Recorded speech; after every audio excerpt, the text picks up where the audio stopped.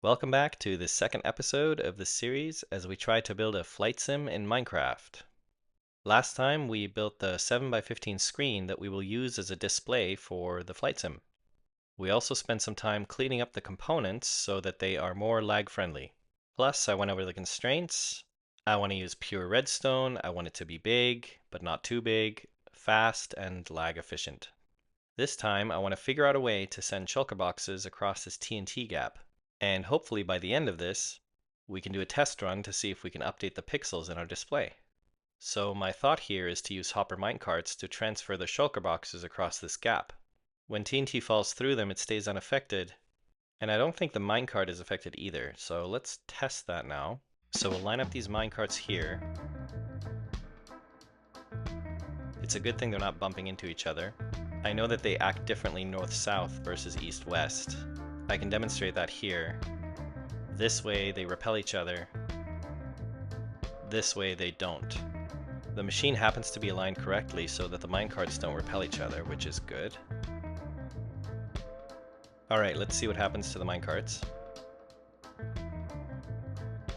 Oh, right.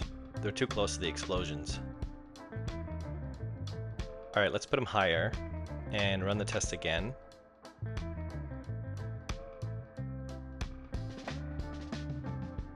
Okay, it doesn't look like any of the minecarts are moving, that's good. So now I guess the next step is to find the lowest position I can have these at without them getting blown up. Okay, they don't blow up here. And this block is too low, so it's somewhere in between these. I'm gonna use snow layers to see at what level they're safe. Oh, interesting. It looks like the first snow layer doesn't actually have a hitbox.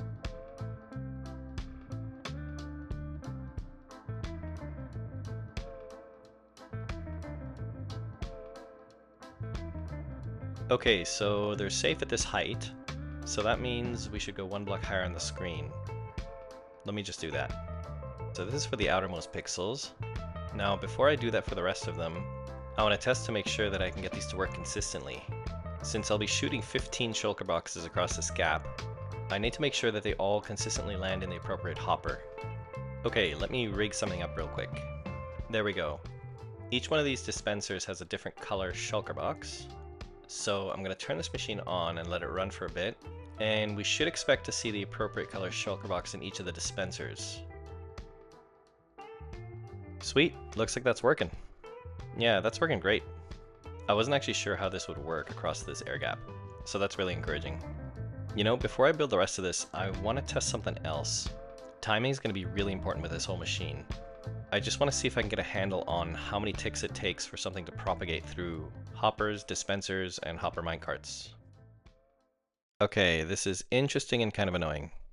So first, it looks like it doesn't matter if there's a minecart between the dispenser and the hopper. So you can see this one's instant, and this one's instant too. I did a bunch of testing and this seems to be consistent.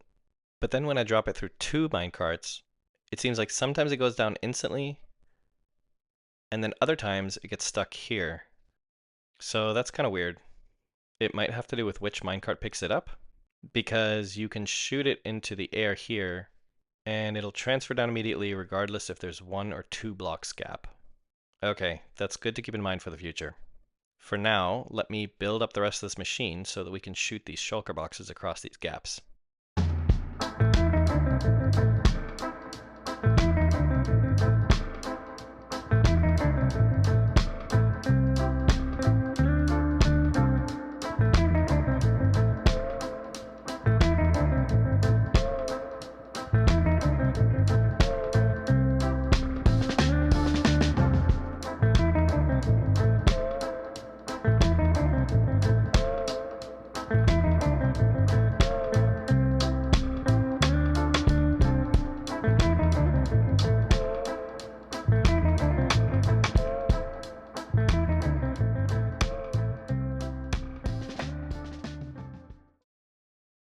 Okay, testing time. So if I turn this on, what should happen is that every 8 game ticks, all these dispensers should shoot a shulker box. It should go across this air gap and go down the machine and be dispensed and be cleared by the TNT, and so we should see a new frame every 8 ticks. So these different layers here, I rigged them up so that there's 10 game ticks between pulsing one component and then pulsing the component below it. That seemed to be the fastest I could make it. Alright, let's turn it on and fingers crossed.